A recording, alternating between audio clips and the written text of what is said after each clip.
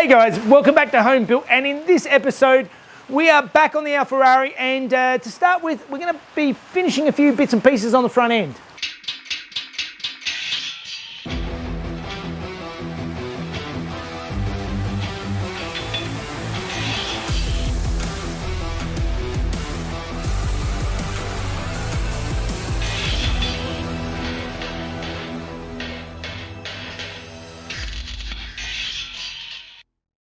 Alright guys, welcome back, and those of you who were watching last week will have seen that I spent a lot of time doing some handmade grille inserts for the front end of the Alfarrari, and if you missed it, I'll put a link up above so you can catch up, and if you haven't subscribed, think about subscribing. It does help us out. So there were a lot of suggestions about what to fill into the holes in the front of the Alfarrari, and as you can see over here, I've already had a bit of a play.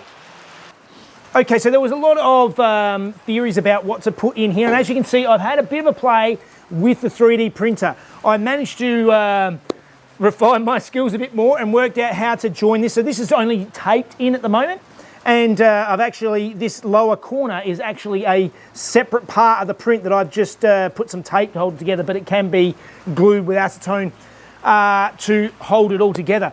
So it took a little bit of playing around to get a nice fitting insert, because obviously these things are handmade, so they're not an exact shape that was easy to do. So to get the shape, basically what I did is I did some basic measurements, drew up something that sort of looked very, very roughly close, and then printed it out on a piece of paper. And then by printing it out and then sitting it into the insert, I can sort of go, oh, okay, I need to add a bit more space here or here, and then go back and tweak the drawing. And it took about 3 or 4 goes of printing out the piece of paper to get the accurate shape that I wanted. And then once I had my framework, then I could play around with some patterns. And as you can see here, I tried this hexagonal pattern to start with, and I think it looks really good. The holes are probably a bit bigger than I would like. Now, I posted a couple of pictures on Instagram, and there are all sorts of comments. People worry that this is not going to be strong enough to handle rocks. This is really strong. I've switched over now to start using ASA. So there's a bunch of different printing materials you can use with 3D printers, and some print easier than others, as I might have alluded to earlier. The other stuff I've used for the interior of the car is ABS.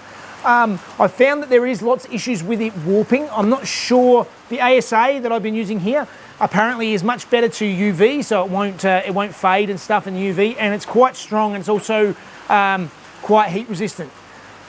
There's other materials that are easier to print with, like PLA, which prints very nicely and doesn't seem to warp very much, but it prints at a lower temperature, so in the sun and stuff it's going to melt and warp and not really work very well. So a lot of people seem to recommend this stuff, and yeah, I'm definitely not worried about it getting damaged by rocks, but I wasn't really big on this shape grille. It wasn't quite right. I had a lot of suggestions about doing cloverleaf shape, and I did design up a cloverleaf shape, and I'll put a picture of it up here, and you can sort of see I'm not a huge fan. I don't think it really works. So I had more of a look at what a lot of the more modern Alfas have in their grills, and that's where I came up with this design. So this here, you can see, is a longer sort of hexagon shape, smaller, and I think that's going to be a much nicer grill shape for the car. This particular print didn't work properly because I didn't clamp down my table, so it ended up sliding and moved. And also I messed it up because size-wise this is a little bit small. But you can actually see here that the way I've designed my prints, it's got a step and these ledges behind that sit in behind this grill place, and I've already printed in some holes so I can actually drill and tap the back of the brass and put some nice little grub screws in there to hold the grill in, and probably a bit of glue as well will keep them in, so it'll sit nicely. And yeah, I am really happy with the 3D printing process. There are a couple little tweaks to come, and some test runs. The printer is currently reprinting this one at the moment, so hopefully by the end of the video I'll be able to update you with how these are coming along. Printing is slow. Printing this piece to the full thickness is about a 6-hour print, but it's set and forget, so it's not that big of a deal. Another thing, I did have some people thinking that maybe this could be a deeper grille and extend it back further. The issue I have is that where the mounting tabs are, I can't extend back any further, and you obviously don't want to extend forward any further. This sort of sits just shy of the front of the grille, just nicely. So that is sort of the depth that I'm working with, and I think it looks really good. So that's a lot of blathering, but now I think we need to start having a look at fitting up the rest of these lights and finishing up the front end.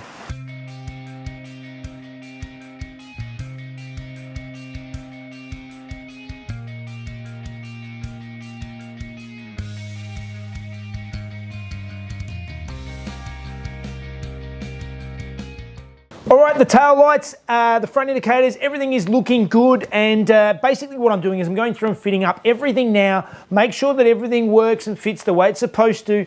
Even though they're all new parts, it doesn't necessarily mean that everything is going to fit perfectly, and it's better to test it all now before we get to paint and then realise, oh, I didn't drill a hole for that, I didn't, get things set up properly. So next thing to do is we're going to move on to the doors.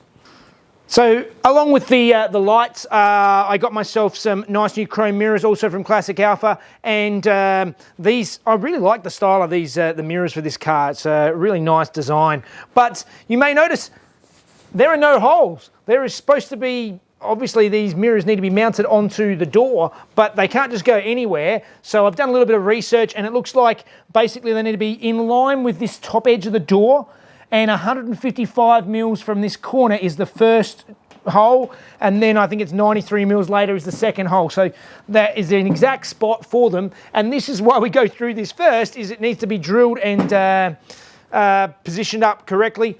Also, as a note, I do need to get on Classic Alfa and order another reverse light. I forgot about that one, which is down in the bottom, in the middle, in the back.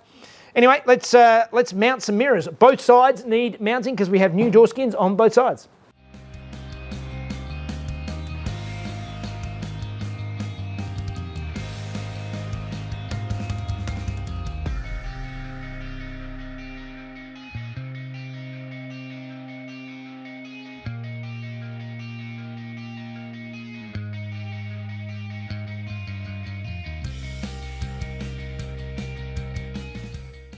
All right, so the handle's bolted in and works fine. It actually locks and opens. It's all good. I did consider getting the GTA handles for this, but after looking at them, our feastie are probably going to hate me, but they just look like kitchen cupboard door handles. They're really not very nice. So I decided to stick with these. It's also much simpler because if the other handles, I'd have to weld this whole thing up, and that potentially ripples the door and makes other issues down the track. So we've got the door handles in mostly, but I've just spent the last hour or two trying to search around for a couple of little parts that basically join the lock of this door to the internal part, and there's a link. There's two rod pieces that go together. I don't have either of them for either door, and apparently you can't buy them anymore. They're just, you either have them or you don't. And it seems like it might be semi-common that people, I think it's sort of when they pull the door handle apart, they pull them apart and then lose them, and then they're gone. So I might be able to borrow a couple and make some, but that is a job for another day. So I was actually planning on fitting central locking today, and that's not going to happen. So all of my plans are all up in the air. But one thing that I can start tackling, and that is looking at putting some speakers in this car. So putting a stereo in this car, of course, is not like every other car, because from what I gather, I don't think this car actually came out with a stereo. And if there were speakers in the car, the only place people really put them was either on the rear parcel shelf, which I'm still not sure whether I actually want them there. I don't particularly like the look of the speakers on the parcel shelf. And actually, a lot of them actually went on the sides of this internal panel here in the car. There's no really good spots for speakers because it didn't come with them, so they didn't really care about it, they didn't think about it. I obviously want this to be a more usable car that I can actually take on a bit of a road trip and and comfortably even use it as a daily driver. And for that reason, I do want a stereo. I don't want to just listen to the engine all the time. People who say that have got generally like a car that's only driven on the racetrack, but if you're driving it on any trips at all, some sort of stereo makes sense. I did a search and found some nice speakers that have got a very plain black grille. These are Clarion speakers with very little in the way of colouring bits. So many of these speakers have these sort of fancy looking grills and stuff on them that just look horrible. So I wanted something reasonably plain, and I'm going to do what some people don't like, and that is I'm going to mount them in the doors, because that is sort of the spot where they should be in these old cars, I think. So again, cutting now before paint, before everything else, so I'm not cutting into painted panels and risking doing damage and stuff like that. Let's make the mounts, let's make them fit. Let's get stuck into it.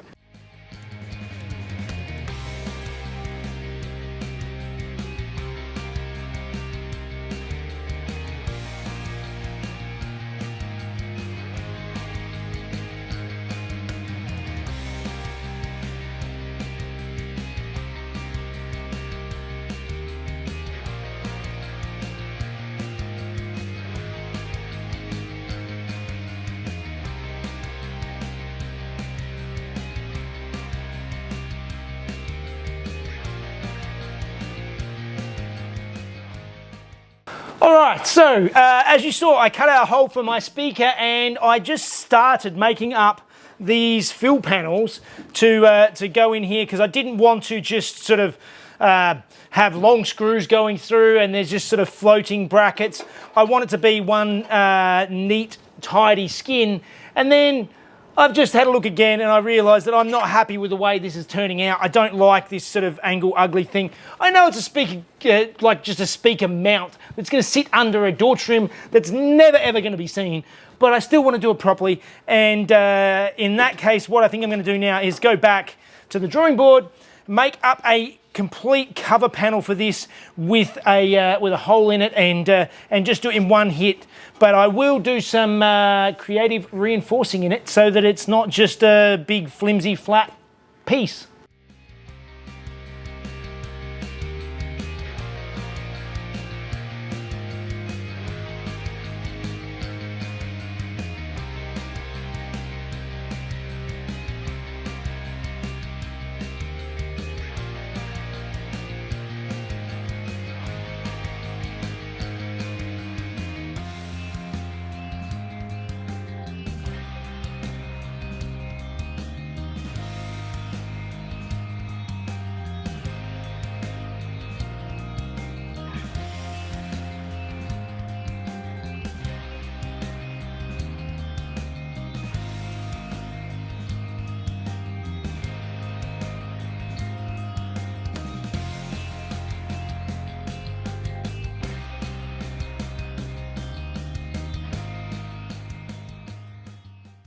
All right, that is a much better result than the other dodgy thing that I was doing. So it's a bit of work going through and bending around these edges, just using the old brake disc I had here, using the inside of that as a bit of a dolly. I've used this thing for so many bits and pieces in the last few weeks. These things can come in handy. So with panel beating, you really want a range of hammers. You want ones that have got a very nice, very flat face on it for some things to try and get a perfectly flat, a flat hit. And then other things where you want a curve. And I didn't have any that had sort of a nice curve on it. So this one here, I mean, this is not a perfect curve, but I've curved it off a fair bit more than what it was. Different hammers for different jobs. That's the plan. Anyway, now let's tidy these up and see if we can fit them into place.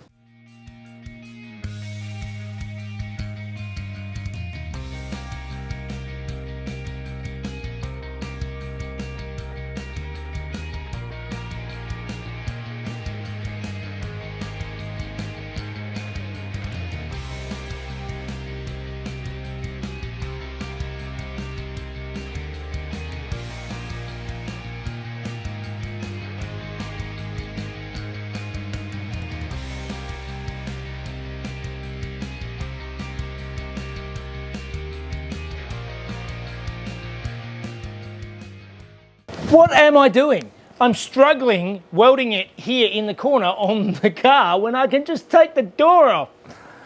That's going to make things much easier.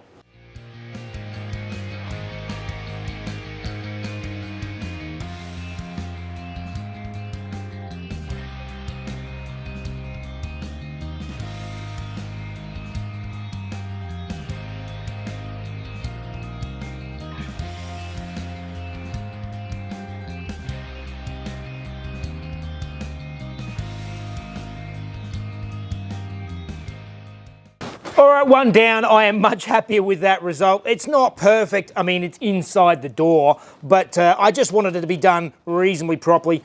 It's quite difficult because there's sort of bracing underneath to get in and panel beat it out perfectly flat, but I'm pretty happy with that. Speaker that fits very nicely into the hole. So now for door number 2.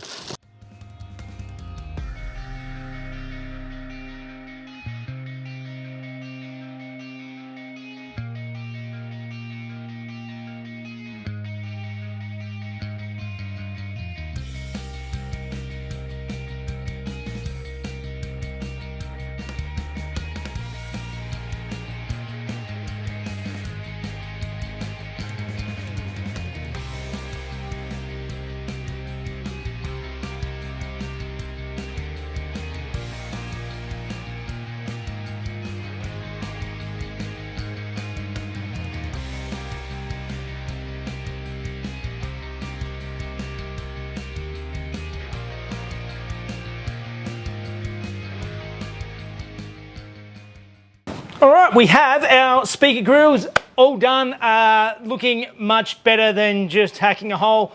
Probably overkill. As I said, it's going to be hidden, but I'm much happier knowing that it's nice and solid under there. So moving forward, let's go back and see what I've managed to do on the grill. All right, so I have my grill and it's back out from the printer in 2 parts. And it's actually taken a bit of playing around to learn how to trim this stuff. It's all learning on Fusion 360, but this is a perfect piece, obviously printed in 2 separate sections and joins together perfectly to make the exact right part that I need.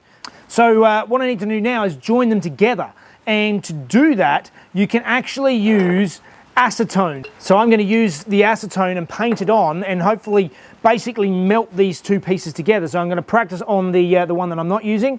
And I noticed I did actually mess this one up again. The overlap is not quite as big as I wanted it to be, but not too concerned about that at this stage. I can always print another one. So let's see how we go gluing these together and then fit this all up and see if I can actually mount it on to the car.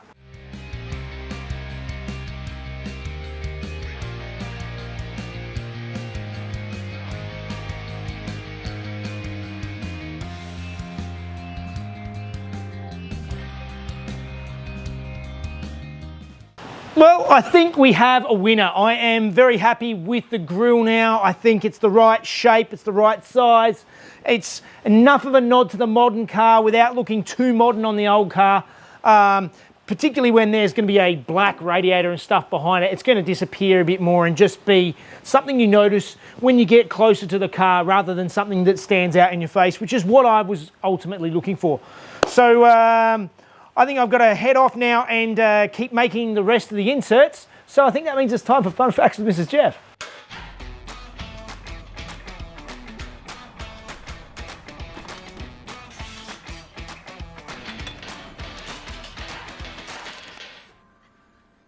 Hey guys, in 1957, rule changes to the 24 Hours Le Mans and the World Sports Car Championships, limiting engine displacement to 3 litres, prompted Ferrari to design the 250 Testarossa. This car featured improved chassis and bodywork from the previous 4-cylinder 500 TR and used the 3-litre Colombo V12 from the road car. This car was further improved with 6 2-barrel Webers rather than the usual 3 and had other improvements like steel billet rods rather than forged. This saw the engine produce 300 horsepower, which at 100 horsepower per litre is still impressive even today. Enzo Ferrari was adamant that these cars have absolute reliability even at the expense of added weight. As such, he insisted the early cars used drum brakes as he believed they were more reliable and predictable over the relatively new disc brakes, although they were not popular with drivers as they required a tremendous amount of leg power as opposed to the assisted discs. The 250 Testarossas achieved many wins, including the 24 Hours of Le Mans and the World Sports Car Championships Constructors title in 1958, 1960 and 1961. Over the Testarossas run from 1957 to 1961, a total of 33 cars were built in varying styles of bodywork, and these remain some of the most valuable cars ever built today. All right, well, I'm quite happy with the progress. I'm quite happy learning to do more with the 3D printer, and as you can see, I've got 2 of these grills done now. I'm slowly over the next few days will get the other little bits and pieces done. It's just a matter of backwards and forwards and printing multiple versions until I get one that actually works. Yeah, it's quite a step up to my building game to be able to sort of design and print these things and do everything that I can myself. I'm quite happy. So you did hesitate a bit between the different shapes, didn't you? Yeah, I mean, I tossed up, but I think this matches back to the styles. I was actually having a look, and the original 1750 GT actually has a similar style as this, a bit smaller and tighter on either side. This, I think, is just the right size to give plenty of airflow. So obviously, I want airflow going through that radiator. I think, and it also looks right.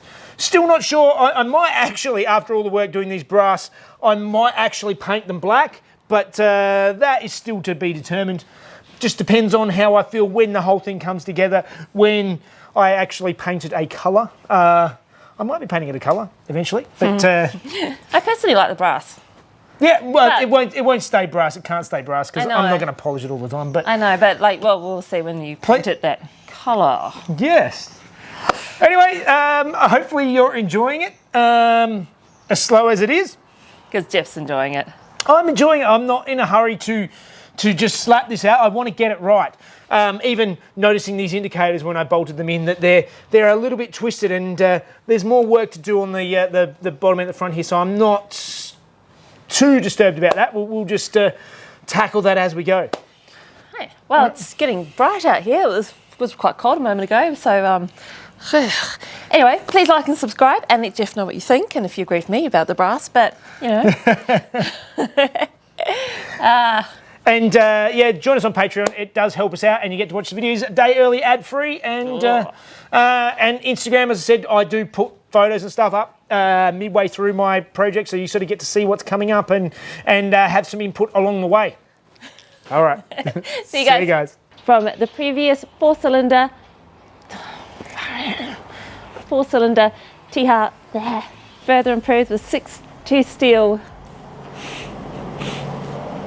With 6-2 steel, 2 billet, no. 2 barrel. 2 barrel.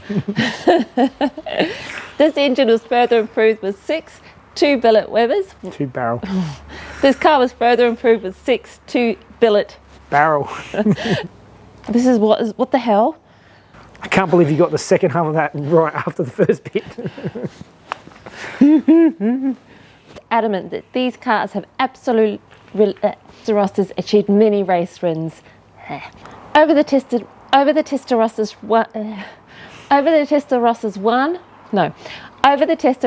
run from 1957 to 1961, a total of